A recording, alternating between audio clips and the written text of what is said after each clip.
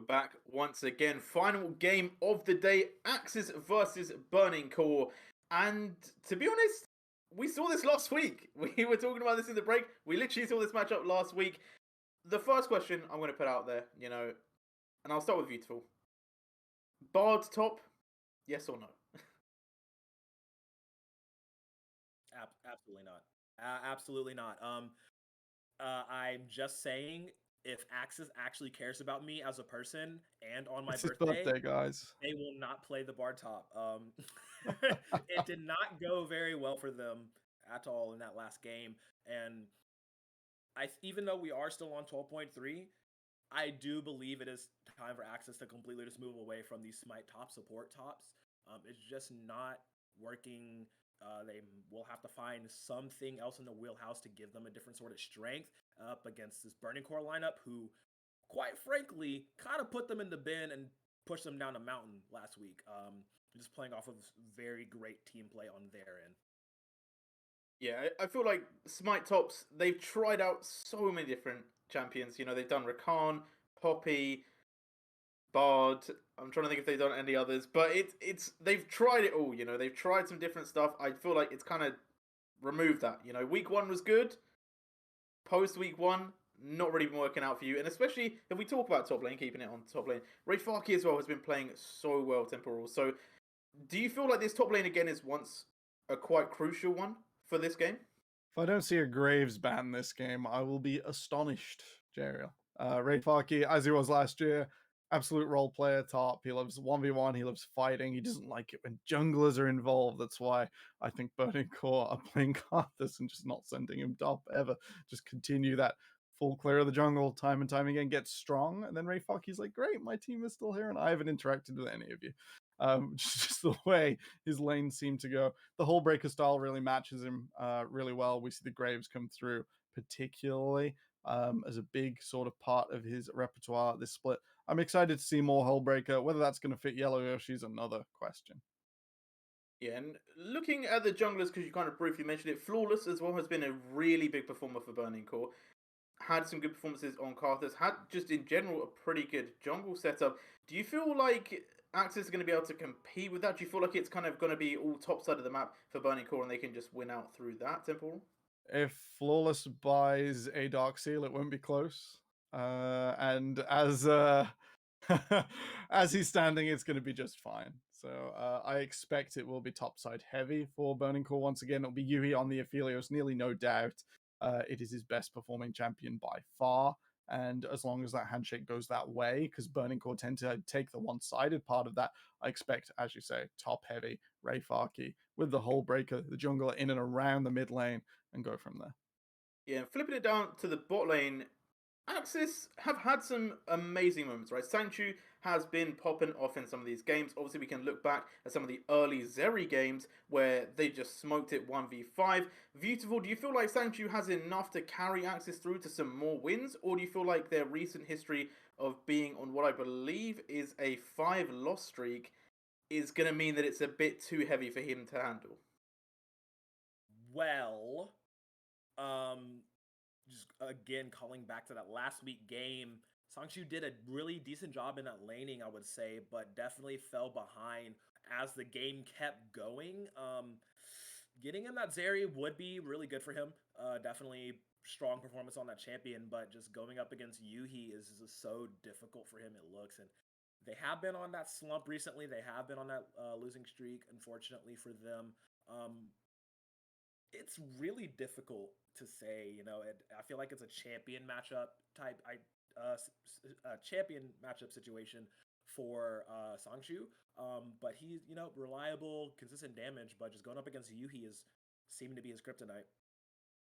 Yeah, and talking about kryptonite, so far Burning Core only lost 2 games. One of them was the DFM, and they're surprisingly strong. I don't think we can say it any other way. Like, I came into this season, not really watched too much LJL. When I talked about Burning Core, people were like, no. They won like 1 game, bro. Like, this team, no. Okay? And now I'm like, yo, Burning Core, like, they out here, they're number 3, 5 and 2. Like, they're making plays happen. And to be honest, I don't really see a way that that's going to stop. They seem pretty consistent, and I hope you guys agree as well. But Temporal, what is their key to success? You know, we kind of talked about drafts in the last matchup. Is Burning Core all about the draft, or is it about that slow tempo and just letting themselves scale out? It's about the way the draft plays in. So a lot of this team hasn't changed from last year, but now we see that change in mid, we see the change in jungle. And with just that core part changed, and we saw a lot of criticism going the way of their bot lane last year, that's now enabled everything. It's enabled the time for Yuhi to scale. It's meant that in this topside, Ray Farkey can continue that sort of 1v1 challenge style. The Darius is fitting in quite well into meta. Doesn't mean that Burning Core maybe have a clock on as soon as Hullbreaker is significantly changed for melee champions. It's only for ranged in 12.4. That might incur some damage to the way they've set this team up. But at the moment, they're playing the AP junglers and they're having some fun exploring this style. It is very much their style, which I think is why their wins look more convincing over some other teams that have yet to figure it out, yet to nail down what they want to do when it comes to approaching League of Legends as a team. Okay, now I want an answer from both of you guys on this one. Obviously, it's still early doors. We are only in week 8. There's still a long way to go. Burning Core is sitting number 3 right now. If they win this game, they get number 2, joint with Sengoku. Do you feel like Burning Core could actually play for a top 2 position by the end of the season? And we'll start with Beautiful. Honestly, I do like the upward trajectory that Burning Core is on. Sengoku, I'm becoming a fanboy of theirs for real, so it's very, very close, I would say. But yeah, Burning Core of last year, we don't know her. This is new season, new look for Burning Core. They look really tight-knit as a unit. I definitely think they have a strong chance to contend with Sengoku in that second place area, but I'm not quite convinced they're immediately at that second place level. All right. Yeah. So the head-to-head was a bit skewed. It is Burning Core's other loss, but we don't talk about that double smite Janna, do we? That was a disaster. Let's not do that again. I think we saw Sengoku falter earlier today, and it changes this markup. Because last week when I was asked the same question, I just said, like, no, Burning Core won't make it. They won't make it. Once looks too good, too active, something where Burning Core haven't been attacked in the jungle. This Karthus has been given pretty free reign. Now that's maybe another way around, or if Sengoku continue to falter, especially if 12-5 comes with some hyper carry nerfs as we look at the rest of the season, as you mentioned, come end of the second round robin, end of the third round robin, there's plenty of potential for Burning Core's style to be maintained and Sengoku to lose theirs. So it's not as clear cut as it was previously. I don't think Burning Core can do it, but it's now a close sort of decision where it's like a feeling rather than a strong indication. Yeah, and shout out to any Burning Core fans that came through from last season, because well, this is equivalent in my eyes, at least, to like Leicester winning the Prem. Like they've kind of come out of nowhere and they've made it happen. They've wanted the smoke and they've brought the fire. So Burning Core, I'm here for it. You know, I'm really down to see them potentially contest for this second place. But back to today, AXIZ. We kind of talked about them moving away from the smite tops. What is kind of like? Do you feel like they're not having an identity? Do you feel like they need to find an identity? Is that kind of what we're missing here? We will find out shortly, though. We are going to go into pick and ban, so I'll leave it to you guys. You guys can ponder that one a little bit later, or maybe we'll talk about it after the game. But Game 4 coming up right now. Thanks, J-Real. We will have to see if that identity changes. We'll notice 3 of Ray Farkey's favorites gone from AXIZ. That is a target phase if I've ever seen it. Burning Core, not going to give Sanctuary the Zeri. 2 of our favorite LJL junglers and Yellow Yoshi's Poppy. The flexibility gone here in the first phase. Whether that smite will come through, whether Sanctuary will be enabled and AXIZ will return to their form. There's the jinx that so epitomized their week 1, so epitomized their summer run of last year. Run for a game, Crow. Man, off the bat, yeah, they... Oh, please don't do that. There we go. There we go. That's what we want. That's what we want. Okay, once again, Jinx, Aphelios, just trading back and forth, back and forth. Love it, love it. And picking up Flawless, going to be on the Hecarim this time around. Okay, so last week when they played, he was on the Volibear. So similar style champion in essence of what they want to do, what they want to get done. Partially, yeah. So definitely, gonna look for something similar in that regard. The Rise Hover here from AXIZ. I'm Not okay sure I with it. believe. Oh, never mind. I wasn't sure I believed it. It's Yeah. come through. Flawless will have the target access onto Yellow Yoshi. This tank Hecarim is so good at finding the backline. Right. And with that, Rayfaki will be left on his own. So the threat from Rise, pretty good at attacking the way Burning Core have set out their way to approach this game. Not too many decisions made just yet. This could be any Chanter, any jungler here at this stage. Will be Swamp's Lee Sin coming through. Pretty good on this over in Challenges, I believe, in Korea. It is his bread and butter pick. So, AXIZ returning to a bit of comfort and Burning Core, setting up Yuhi on this Aphelios once again. Yeah, gonna go ahead and get Swamp on the Lee Sin. You know how it goes. LCK players and their Lee Sins. They're so good. It's a very common. They're so good. And so Dice gonna lock in the Orianna. Ball delivery system in check. Very nice. Ori, Hecarim. It's a standard composition. It happens. So going into this next phase of bans here, maybe looking to target out the support pool, pinch down on Dicey and Fujimoto. See, I love it when these two teams play because you have Dice in mid lane and Dicey in support. I promise you I'm going to get tripped up on that at least 5-6 times. At least 5-6 times. The Leona band away here. It is Dicey's favorite pair with Sangchu's Jinx. The Jinx Leona, just such an LJL combination. Remember, it is slightly different here than the rest of the world. The Thresh taken away as well. Both teams should probably double down on these supports now. If Kench gets through, it'll be the Kench Nautilus trade, as shown off this week. Sort of the way LPL have ended 12-2, and it applies directly to 12-3 and 4. So the patch not truly messing with that one too much. Burning Core could split the bans here and attack Enchanters. Instead, they're going to take the Kench away, so double Enchanter, the most likely outcome here. Yep. No Tom Kench for Fujimoto. Ironically enough, Burning Core wanting to ban it themselves. Force onto the Enchanters. So the Karma final ban. So once again, another game where support's hyper targeted in ban phase number 2. Ooh, Malphite. that's odd. Okay, all right, cool. All right. Bit odd to ban things the Nautilus is good into and then take it away, but never mind, eh? This will be Fuji. It's odd because Burning Core have the best Tom Kench in the league as well. Fuji's so good at that Kench. And now Nautilus taken up, so a bit more engage. They won't be able to pick it on AXIZ to attack the Aphelios, as we saw earlier in the day. That's how Sengoku fell down. The blind Gwen in here as Rayfaki, nearly always the recipient of R5 on Burning Core, that final counter pick. If they pick Gnar, I will scream. But at the moment, just the support decision coming through. This is nearly certainly going to be an Enchanter. You do have to worry with the Karma off the board. Never mind the Alistair here, the answer as it was earlier. This is likely to go in. You can play Enchanters into Nautilus, but it is a dangerous game. The Alistair answers much as it did to the Leona earlier in the day. Just able to, as you say, field defend that engage from Burning Core. Yeah, I do like that pick. And ooh, okay, that's bold. That is very bold. I mean, hey, Rayfaki, he can do pretty incredible things. So I wouldn't be too surprised.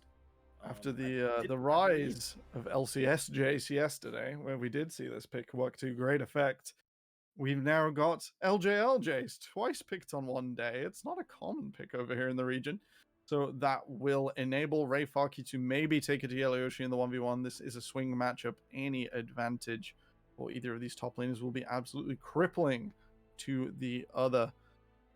Crow, we've got a front-to-back team fight from AXIZ and a Defend the Aphelios from Burning Core once again, but with a little bit of extra damage in the top side instead of that Gwen. So, as we get down into the game, I'm sort of wondering, what are you most excited about here? What do you want to see at least one of these teams do? I would like to see AXIZ actually find their identity. You know, they don't have the Smite top this game. They have a pretty solid composition, I would say. So I would love to see how they're going to play around it. They had decent rotations, I would say, in this last time this matchup happened.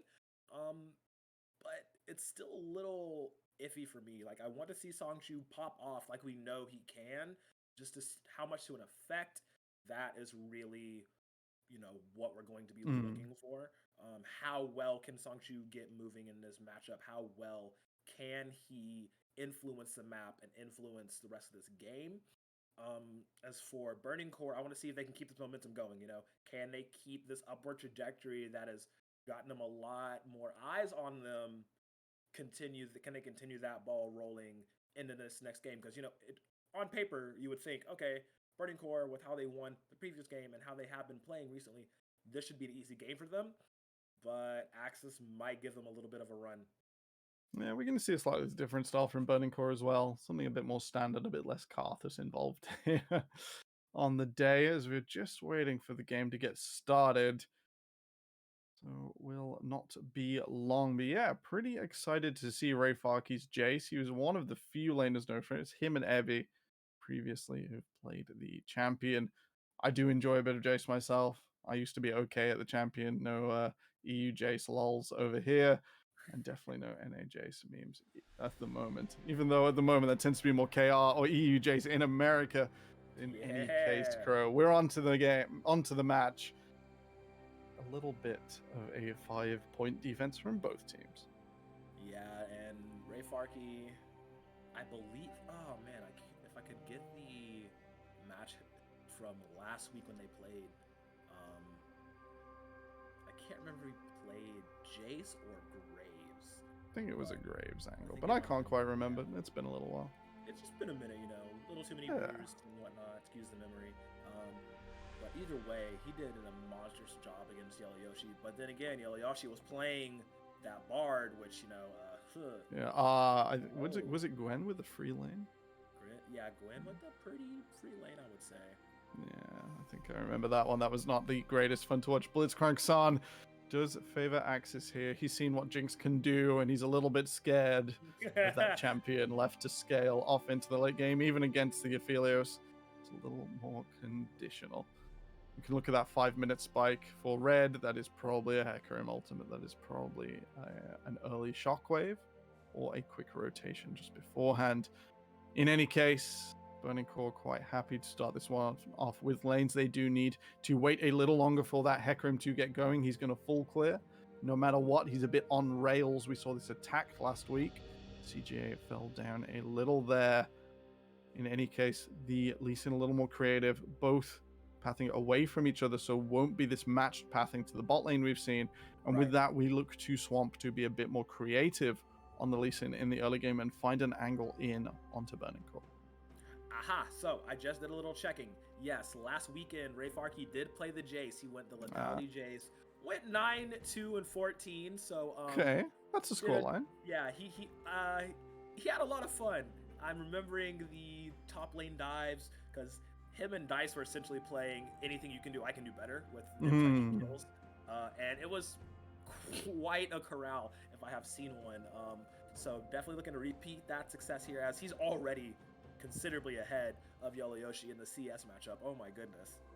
Did manage to push the Gwen off the wave. She should catch a little bit up into Tau, but not the easiest time for Yellow Yoshi to catch up on farm. With the Ghost as well, signals a more 1v1 style. No Ignite to contribute to 1v1 and team fight. Instead, that's just to run your opposing laner down in the 1v1.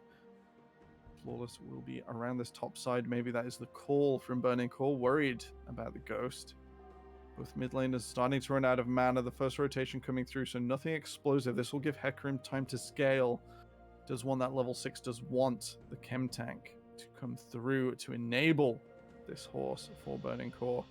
And with that, we just wait a little longer, and AXIZ, it really is their move out on the map right now. Yeah, they definitely have the tempo advantage, I would say, all around the map, as... Oh my goodness, just playing straight in. Maybe not in top, It's a tower shot. That's a little unfortunate. Look at the knockback, though. Just stepping a little too far there.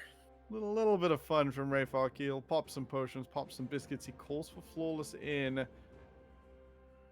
The moment they know that Swamp on the Lee Sin isn't counter jungling in that bottom side. He took a pretty standard reset timer and done his own.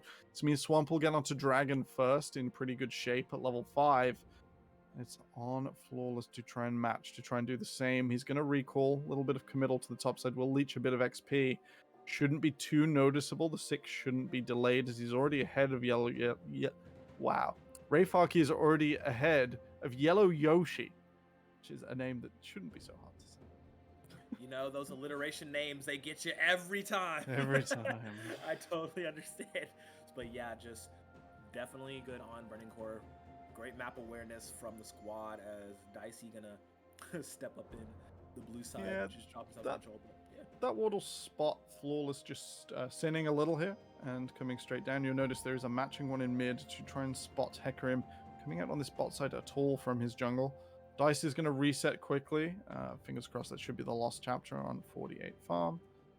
Swamppool spots out another control ward. Flawless knows he's not alone in his jungle. TP back to mid from Dice. So Burning Core, once they've cleared this mid wave, are out on the map. In their 2v2. And we'll look to see Yuhi and Fujimoto do the same. So a bit more neutral. This is where it starts to get a little more creative. We see 6s from mid. Dice will spot this out. Flawless really wants this dragon. He also really wants to cycle his camps in the top side. Swamp not so worried. With that, we have this tense dance around the dragon. Looks like Flawless is going to give it up. Go back to farming. The Hecarim really needs his level 6.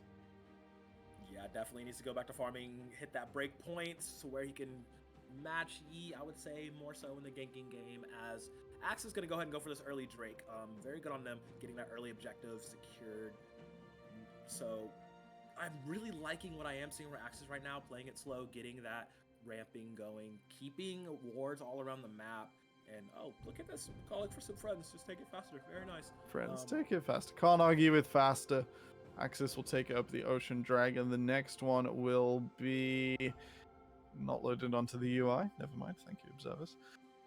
So we won't know which souls we're in for just yet.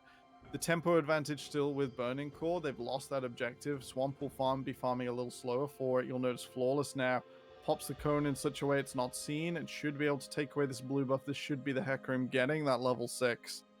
And with that, an extra advantage out on the map. The fight for this Herald will be a little bit closer. Never mind, Dice is going to recall. Expended most of his mana trying to push out that wave, trying to check Megamin and Swamp. And with that, Burning Core have an opportunity here. It's now back in their favor on the map. They should try and find somewhere to go, something to do next, as the onus is on them to move while they have the priority, the advantage. Right, and yeah, just looking for these mid lane waves to reset, just pushing them into each other. I mean, I would like to see Megumin roam a little bit more now that he is, 7 with Swamp, because this 3-man cell right here, Alistar, Lee Sin, Ryze, is so annoying to deal with, especially as, you do have low mobility as this Orianna. Sure, she can speed herself up and whatnot, but it's not going to be to the great effect as when you have multiple people dashing at you and then Ryze for those good roots, as AXIZ is actually going to start the Herald here, as they have prime advantage on it. We thought Burning Core might have had that neutral objective on lock, but it's not going to be the case, as we have 4 members of this AXIZ squad towards the top lane. Yeah, we will see you here with the correct guns to absolutely shred this bottom tower to pieces. Flawless coming to support that rather than playing for the Herald. I suppose if you get 3 plates the hard way, it's about the same value, right? I would say so. Alright, so 3 plates there directly into Yuhi. 1.5 kills, 500 gold-ish. Once we account for all the minions as well, definitely more. And even though AXIZ cross map and they'll try and take something away from Rayfarky, the Jace not too worried about losing his infrastructure here. Will happily play behind that tier 1 in relative safety. Meanwhile, on the other side, unlocking Yuhi from this lane, he has lost his guns now over to something a little more AoE focused, a little more long range. So won't quite match the pace here. AXIZ will take the tower first and get that first brick gold you mentioned. And with that, it is maybe still advantage for AXIZ. They have about the same in gold. Both carries pick that up, and they're going to keep going Shelly for the T2. got another charge. Shelly got another huge. charge. That's huge. That's huge. Yeah, so they're going to... Burning Core is going to leave Yuhi in the bot lane to soak up all that gold from that turret. Not going to get the first bonus, like we had mentioned. AXIZ claiming that, but for AXIZ to get a second Shelly charge on... Or one Shelly charge onto that tier 2 tower in top lane, that's really good momentum-wise. And yeah, the gold lead's still in the favor of Burning Core. But that's solely down to the members, I would say. Have you Looking seen at that CS lead in the top? CS lead? Yeah, It's looking at the CS lead. ludicrous, Kerr. CS in Ludicrous. top, CS in jungle, CS pretty even in mid and bot, but yeah, just the solo members on the top side of the map for Burning Core really pulling some weight with that gold income. Yeah. And yeah, we're just, once again, another slow-paced game, 10 minutes in, no kills, 1 tower apiece. 1 tower apiece. Both teams not looking to explode at the moment. This is something we've seen in the LJL so far. This split, many teams able to just go slowly. Burning Core and DFM may be the worst offenders in my mind. No matter what's going on, no rushing.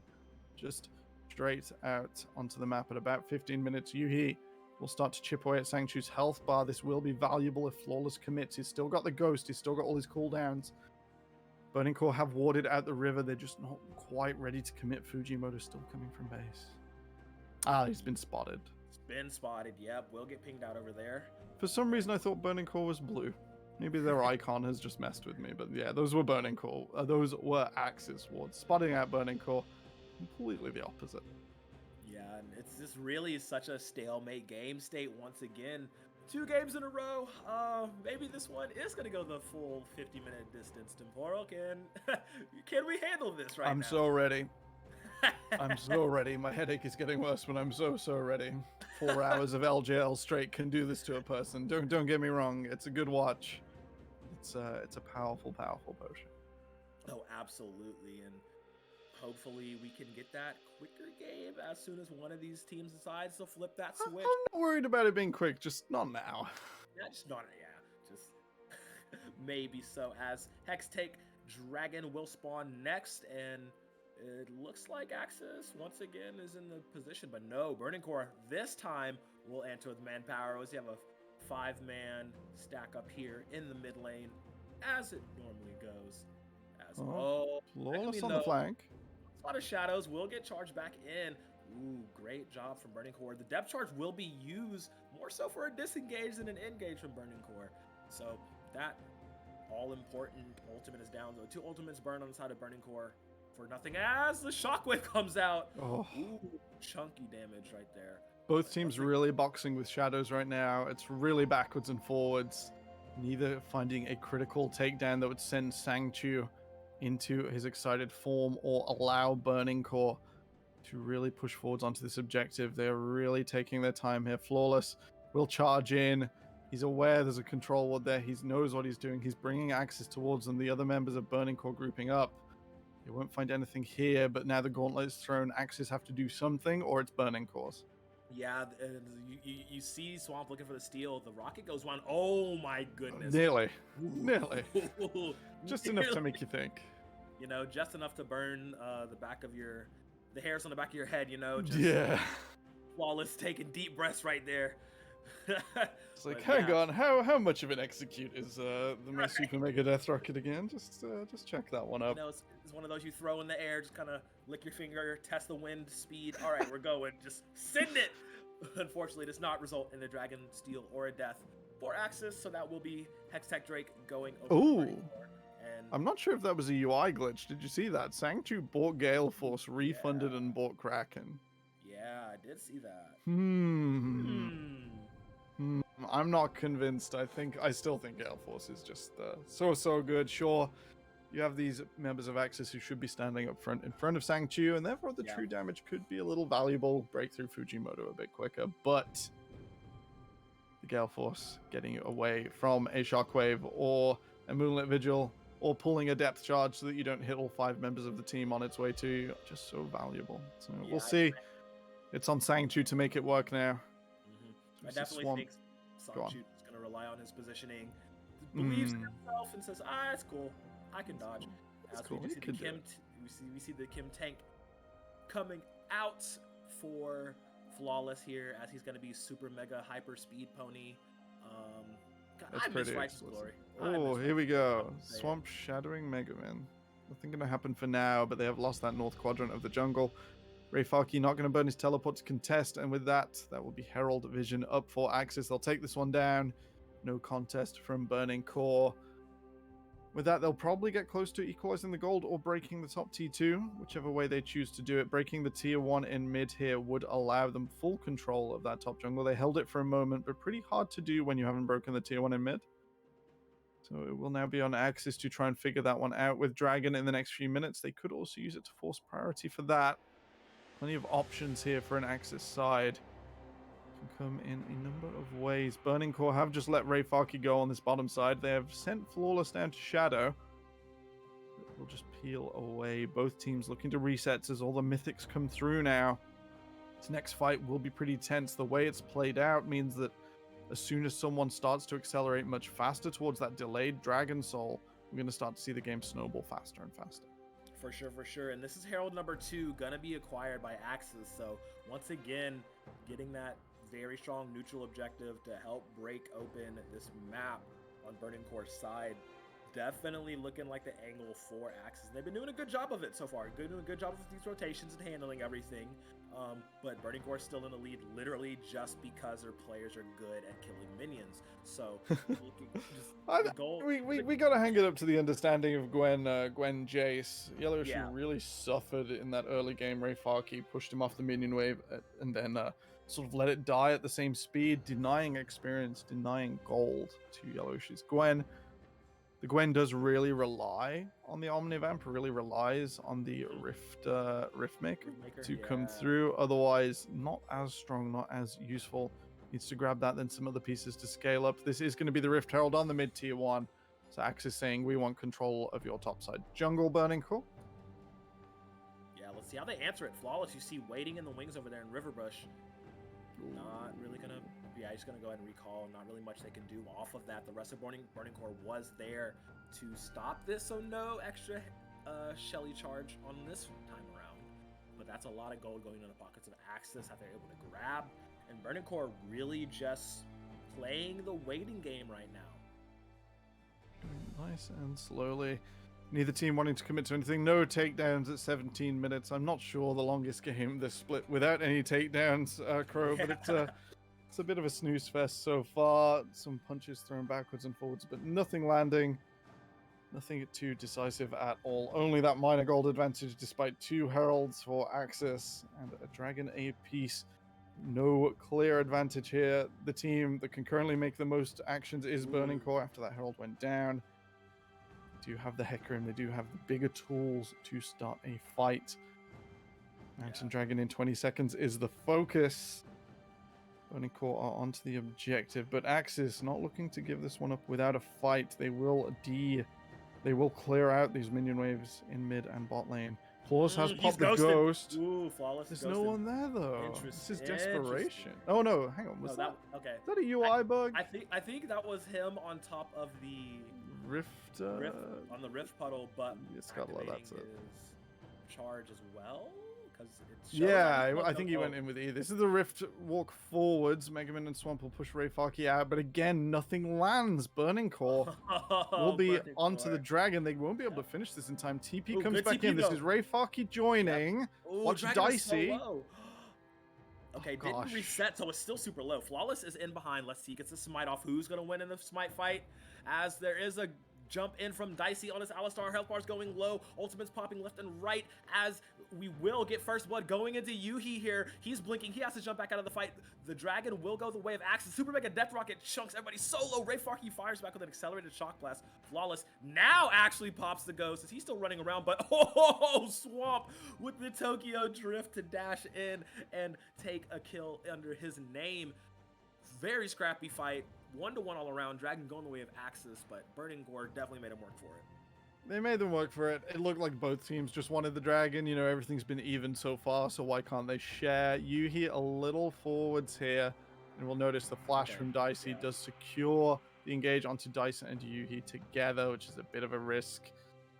Yuhi will continue to go forwards and does manage to pick off Dicey, but it's enough to leave them vulnerable, even though Sangchu only got a few shots off. It was more than enough to route to Burning Core. Swamp will finish off Dice. Managed to pick up the dragon with a little bit of movement around that mountain rift wall. And with that, AXIZ grow a, I want to say a slim lead, 100 gold, down, but a mountain dragon up. It's really still anyone's game, Crow. For sure, definitely. These even games, Temporal, what have we got going on in these last half of the LJL day? It's just back and forth, nice edge type, really dragging it out. And that was really good play from Burning Core, flawless. Little skimpy on that dragon play, allowing it to go over to them. So I believe we still don't know what kind of rift it is just yet. I didn't get to see the Mountain. It's a mountain. Okay, cool. So yeah, we'll be the mountain rift. Yeah. So definitely a soul I think both would want to play heavily for, just because of the extra shield, the extra defensive stats. Yeah, it favors one member on each side quite heavily. We have Flawless on the Hecarim, who will be building nothing but resistances from here forwards. And Megumin, the super tank carrier rise that we see over and over again. Notice his tiers nearly stacked. There will be a Fimble Winter in the near future. So boosting up the armor on both of those carriers, pretty important for reaching those hypers and making them sweat in the later game. Will be quite important for both. Not the biggest deal breaker. It's not going to be sort of a Hex Tech with a Tryndamere on your team sort of thing, where it's just complete annihilation. But important nonetheless. For sure, and yeah, now they're just, once again, playing these side lanes, pushing them out, getting a vision where they need to, establishing lines of sight, as we do see Rayfarki smell some weird in the water, so he's going to go ahead and back away. On this top side, Flawless and Dice. So a lot of Burning Core recently, I've seen Flawless and Dice playing together and just working over their opponents. So definitely love to see that still keeping hold in that game plan. And I really want Dice to start, I guess for lack of a better term, doing more. He has a little bit of CS lead. He just has, you want to feel the presence. Right. He hasn't really been doing anything. Those two little skirmishes they had in that dragon fight, he wasn't able to get much done, as he was the one that went down in those exchanges off the back end of it. So I would love to see him actually have some more agency. Once again, an Orianna pick, building damage, but not able to actually get any damage off until later on in these fights. We'll have to see if he has more agency in this game than Dasher did in the last game. I hope so. Another huge cataclysmic shockwave would be pretty important here. Would keep Yuhi able to go, would stop Dicey on this Alistair, causing more and more havoc in the backline for Burning Core, which was the, I feel, main contributor to their loss at that Mountain Dragon. We've got a minute up, neither team keen to go for the Baron here. The damage isn't huge from either. No double AD carry. Rayfarki sort of contributes, but isn't quite something like a Jinx or a Mage. It deals percentage health damage. So neither team's pretty keen to go for that one in the early game. Instead, they'll just maintain these assignments. Most noticeably, Rayfarki's still the lead over Yellow Yoshi, but it's the same amount. So no further advantage being gained. This is a complete stalemate, and I'm really trying my hardest to stay awake, Crow. I totally understand. I think I'm awake enough for the both of us. So I will do my best to carry this ship all the way to port, as there's not a lot happening going on in this game. But I do sense it a brewing here. 19 seconds to this next Mountain Drake. As both teams have 4 of their members, and they have their split pushers with their TPs available and ready to unleash havoc should they, as they will get the tower in the I just top want lane. someone to hit someone. Please, Right, a just dragon. please. Please. Like Burning Core is going to go ahead and give this full sin. No, there's TP's being called out, but that dragon's going to go down It's, really fast. yeah, it's a bit delayed. Dicey will enforce. The dragon falls. Yeah, gotta go ahead and headbutt him out of there. So yeah, another Mountain Drake going the way of AXIZ, and Burning Core looking to fight. There's Onslaught of Shadows just to gain distance, just to cause a disruption, as they're gonna jump in, but Songchu's gonna get a reset off the back of that. Perfect position to stay alive, and Megumin gets the kill into Rayfarki. Burning Core taking a bad fight here in the river after this dragon goes down, and Songchu just free hitting, great flash up. Oh, super low, Dice jumps forward, flashes in, managed to get 1 kill, will be taken down by Swamp in response, and it's just Yellow Yoshi, Yuhi rather, by himself up against Yellow Yoshi and Swamp. Can he get in? Red and white, time to fight. He jumps in, takes 1 for himself. Oh, melee range, AD carry, picking up the triple kill. Yuhi feeling himself here, and that is a great pickup off of the back of that Lost Dragon for Burning Core. It was a bit desperate. It was a bit too much. In principle, you don't let AXIZ get away with this. You don't let them Right. retreat away. You don't let them have the objective and their cake to eat with it. But that means you've got to take the fight that means something. On the back of it, Flawless extends a bit too far. Could have gone towards Swamp here instead of the main carries. Fujimoto has to flash and burn everything just to keep Burning Core relevant. Ray Farkey not enough in the backline. Dice is also nearly out of mana, so as we watch this, can try and sort of survive through. Megamin instead realizes the best he can do with no HP, no mana is to trade, but it does leave Yuhi with his most important Gale Force, with these close range guns, able to just get underneath the Hallowed Mist. Picks himself up a triple kill, so it's not a complete wash for Burning Core. They hold on to their most important members. 6,000 damage. Absolutely colossal on this Aphelios. But they've traded over evenly. It's still an even game, Crow. There's still no meaningful advantage here. They can't keep getting away with it. They can't. It's just, he didn't die at all in that. So now he's 4-0-1 and immediately Flawless. Oh yeah, they said, look, let's run it back. Let's get another result. As the Shockwave does, they're pumping so much into taking out Dicey, who will live off of the Alistar ultimate. So now he's going back in. Flawless is still alive too, by the way. That's a tanky horse, but Yellow Yoshi will take out Fujimoto on the backside as Ray Farkey snipes out. Songchu will go down. Yuhi gonna get himself another kill, and this is the chase down. Burning Core probably wanted to do this at that last dragon fight, not gonna lie. It took a bit of time, but they got there, and you have to think, with those 3 kills down in their pocket, they gotta go straight for this Baron. The frustration on the cast of like, why is nothing happening? Probably shared by both teams, all players right now.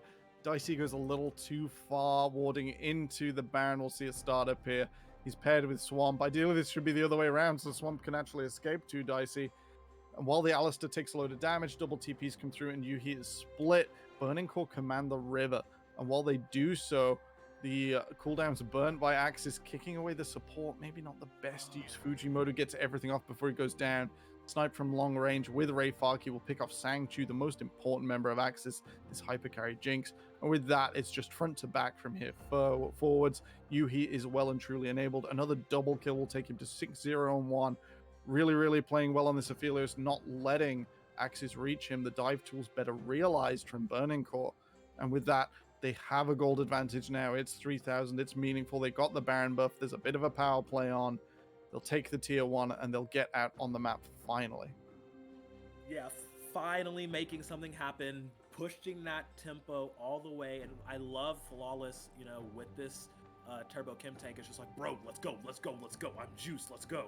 And it's just proving to work. Like, he went super deep in that dragon fight, still resulted in his 80 carry getting 3 kills. Went super deep over there just for vision warding for Baron. Got another 2 kills for his carry and some more kills for the rest of the team. And it's showing you that, like, I always have said Hecarim has still been a good jungler. Like, even when people were focusing more on the Viego and the Xin Zhao, Hecarim was still there, but, you know, everybody's going more towards those damage, carry-oriented junglers. Hecarim's still full clearing and doing tank stuff really well. I'm glad to see him back in the meta right now, as a lot of these junglers do pilot him to a high degree. And it's showing right now that Burning Core can play so many different styles, and they're just getting away with so much right now. They're like, all right, I get it. We kind of been slacking on this objective control, as Mountain Soul point for AXIZ spawning here in 20 seconds. But Burning Core definitely having to make them work for it now. They should be in command. They should, after clearing out this midwave, be able to push it forwards and get into the Dragon. Flawless. Very charged up with the command protect from Ariana. The ball on the horse. A huge threat here for anyone approaching from AXIZ. Funny you mentioned the Viego. I can see LJL definitely going back to that in a few weeks. It does have a fantastic matchup against the Hecarim. The rocket will be blocked away. Fujimoto blocking it with his face. Megamin will cross map, will burn the teleport. This T2 will fall no matter what Burning Core do, as long as Megamin remembers to attack it. Please? Please? Sir? Yeah. All right, okay. yeah, it's gone. It's gone. Cool. Right. Awesome. Was worried there for a moment. That could have been a little bit awkward. In any case, that is the power play now through from Burning Core. It didn't generate tons and tons of gold. They've maintained a small lead. They seem happy to just charge up this Aphelios and Aphelios only, and just keep going and doing the same over and over again. It should eventually result in a win. Swamp also pretty much as good as he's going to get on this Lee Sin. So some of the parts of AXIZ that have helped them generate this early lead now starting to fall away as Flawless is looking for a target. He shouldn't really go under there. He's just running forward menacingly at these members of AXIZ right now. They're like stopping recalls, like, oh, wait, hold on, he's here. So Flawless actually being a whole menace right now. I'm loving it. And yeah, Burning Core didn't really get a lot off of that Baron power play, but they were able to, get what mattered to them on the map. Look at how flat that goal difference is. Look at that. Oh, flat as a pancake till a few minutes ago. That's insane. Just those quick fights, just turning everything around for Burning Core here. It's a slow moment, a lull state between objectives. The Baron has gone. The Dragon not going to respawn for a hot minute. Burning Core don't have the greatest long-range siege, and they're not willing to commit to a dive till they've secured at least this round of vision. You'll see multiple control wards in this west quadrant of the jungle, and it just means that Burning Core are going to take things nice and slowly. 3 control wards in a pattern. They will now move with their waves. They'll get a little more chunk damage onto some towers, but they can take this nice and slowly. They don't need to rush. For sure. Just definitely, they just keep rotating back and forth between the two. Look how tanky Megumin is. Rise, how are you just going to build whatever you want? Hold that thought, though, as Flawless. I'm going to charge onto Yelioshi to get away. Speedy boy. This man's like, I'll take my own way out. Hook goes wide from Fujimoto. Here Flawless is back in. This man is running everywhere. We'll get a little bit of CC onto Yelioshi. Not my prime target you would want to go onto. They need to work shredding, doing a lot of damage on these tanks. As there's a flash forward, but oh, you don't want to take that fight, buddy. As Dice managed to get a wonderful shockwave, can fix himself up, a double kill. And this is Burning Core going forward. Oh man, Songshu watching the rest of his team absolutely eat dirt as they get collapsed on. The perfect re-engage from Burning Core. And this is a tower, this is a march down. They can get a lot off of this one. I think this might be it, to be honest. Sapporo, they look at the end here. Look, they're trying to. I would. They heard you. From the smallest of leads, the overextension from AXIZ just means that they're going for it. Oh, they're diving straight on him. Ooh, good night, Sanctu. Oh yeah, good night, Sweet Prince. That timer's too long for AXIZ and Burning Core. They want to send us home with a feel-good moment, and they're gonna take this game very convincing fashion. Great job, Burning Core. Great job, Burning Core. It was slow. They charged up Yuhi sort of individually. And they punished the overextension in mid. AXIZ looked desperate. They sort of accepted that their jungle quadrant was completely compromised. And with that, they weren't able to do much. And they felt like, hey, we can get the flank on mid. We can TP our guys in through the back. We can burn something out of Hecarim. And it just was a bit too much. It wasn't possible. They ended up having to overextend. Yuhi half-health swamp from across a screen. Max range, like, locked him out. And with that, from there, the flash backwards, Alistair got desperate. Dicey not able to find anything on the Alistair. And that last fight was just all Burning Core. That supercharged Aphelios just pushing forwards. And with that, they just take it over the line. Yeah, it was kind of crazy, how much that Dragon fight swung things in the favor of Burning Core. And it was just great. You see Flawless had the headphones on, blasting the Eurobeat, probably listening to some Dave Rogers or, some fast way, just completely just being a menace running through this team of AXIZ, and it just really allowed, like we said, Yuhi on this Aphelios to just completely free fire, getting the right gun combinations. It didn't even matter. The man was like, all right, this is cool, whatever. Just the amount of times this man gale forced forward was obnoxious. You should not be doing that as a marksman. As freely as he was able. Free damage, free real estate. We're gonna kick it back to J-Real to say goodbye for the day, and we'll be right back.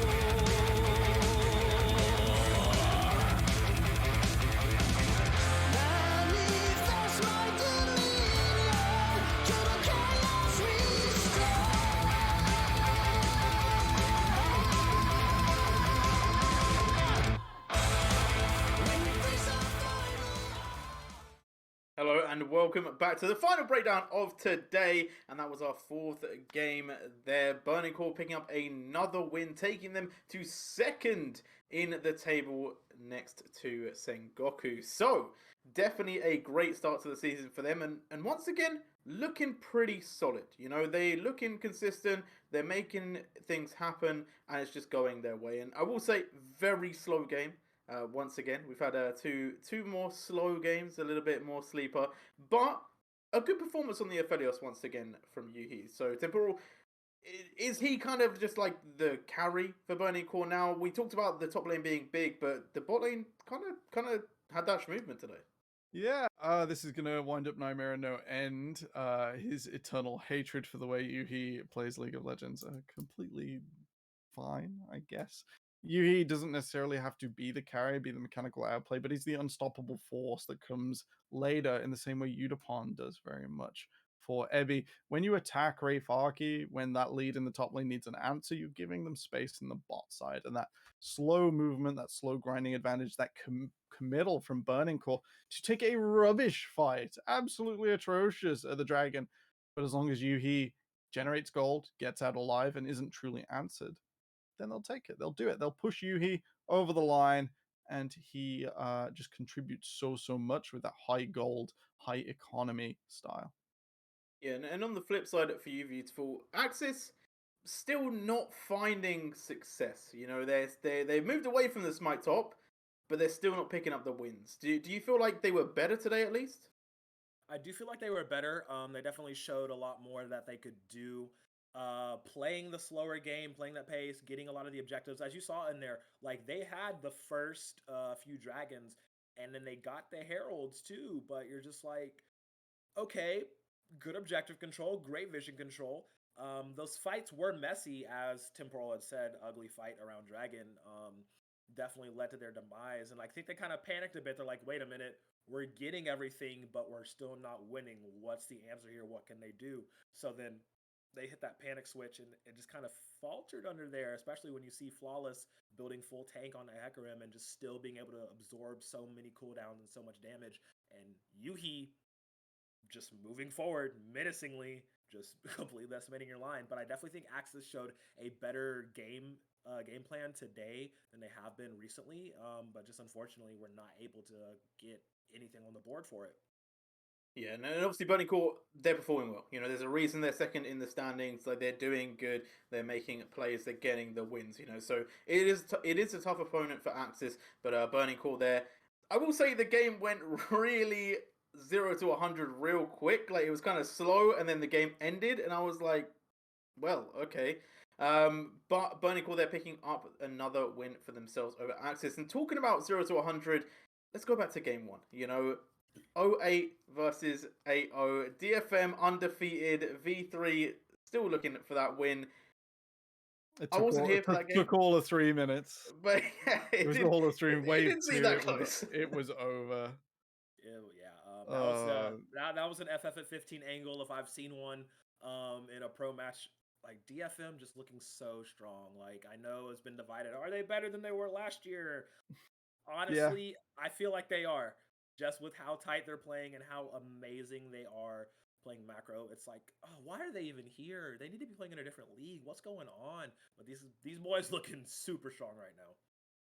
They are looking pretty strong. And then moving on to the second game of the day, Rascal Jesters versus Sengoku was a little bit surprising. What were your main comments about that one, Temporal? Rascal Jesters kept it together. Sengoku didn't really play the style. It wasn't like the way they wanted the game to go out. A lot of things got reversed on them. And the final 2v2 adaptation of Nautilus for Salt and Secret was enough to push Rascal Jesters over the line and take a win off their most valuable of opponents. Yeah, and I quickly want to throw this one to you, Vital. Do you feel like Rascal Jesters have kind of underperformed this season? Because coming into this, it did feel like they were kind of the question mark. Will they maybe beat DFM? Will they take that second spot? Whereas they're now sitting number 4, even with CGA. And Sengoku are number 2. So are we a little bit surprised at Rascal Jesters' form? Do we maybe see them kind of like move up that ladder come the next round robin? I mean, this definitely was a better look for them. I definitely am in that camp that because they were pretty great last year. They were doing really well. A little bit faltering so far. Definitely trying to find their footing. It's really hard to say because they did take, yes, an uncharacteristically bad game off Sengoku today. So definitely still solid. Like I still have them as like a solid fourth team, I would say. So definitely looking a little worse than they were last year around this time, of course. So would love to see them tighten it up more because they did show really good 2v2s this time around and really good team play. So definitely looking for them to be on that upswing. Today is a good first step. Yeah, and it'll be interesting to see how they progress throughout this tournament. Because obviously, Sengoku as well, they're making a stand to say, look, we're here to play. We're looking for the top spots. And talking about making a stand, maybe not a strong one. SoftBank Hawks once again losing. What's going on in Game 3, man? I feel like CJ, it was 50-50 is the best way how I feel like that game is described. Yeah. The inevitable coin flip of Crest Gaming Act came to bear. It maybe doesn't explain the whole story, and the result isn't everything. Hawks look the best here. I think they have done so far. I think not only were they not completely dead, but they looked convincing in the way they moved around the map, at least for a moment. We just need these pieces to come together now and be a bit more coherent, less easy to attack. Crest Gaming Act made a few mistakes, which let this go a little bit longer, but not too many. Much of it was off of Hawks' back. And when CGA finally executed their comp and it all came together with that poke before final engage, that not just blind all in, as we saw them blunder a little bit in the mid game, then it started to come together for CGA. It was executed and it was finished upon. Yeah, and it was definitely a long game. There was a lot of emotions for many a side, and obviously it did close out with the Elder Drake, and therefore allowing CGA to pick up the win. So some maybe surprising outcomes today, some maybe not so surprising. You know, I don't think anyone was thinking V3 was going to be DFM. But admittedly, Russell just is picking that one up. CGA, obviously a contested one. Burning Core, we did have some questions for, but at the end of the day, they just came to play. Like AXIZ just weren't ready, and unfortunately, they're still not finding the style. Do you think though this is an improvement for AXIZ though? Do you think they're on the way to getting better? Mildly.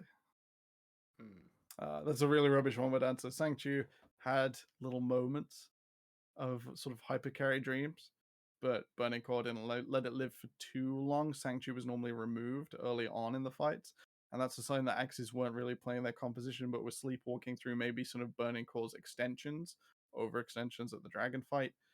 And as such, it's hard to say whether AXIZ is actually still performing. Yeah, and any final words from you there, Beautiful? Yeah, honestly, just echoing what Temporal said. It's Burning Core looking really good. Definitely surprising many, myself included. And just how confident, flawless, and Yuhi have been playing. Ray Farkey, he pulled out Jace 2 weeks in a row against the same team and just still was pumping out the damage numbers. It's insane. But AXIZ definitely looking to find that new identity as we are moving towards the next patch and showing signs of life. Maybe hoping to contest with Rascal Jester, seeing if they can catch them slipping at all. But definitely looking for AXIZ and SoftBank Hawks Gaming to really step it up, just to find that identity, find that cohesion, and maybe get themselves some wins. Yeah, At least feels. at least they didn't. At least they didn't pick Smite. Yes, It's true. Very true. True. Smite has been thrown in the bin where it belongs. Well, at least for top lane. Obviously, junglers keep taking Smite.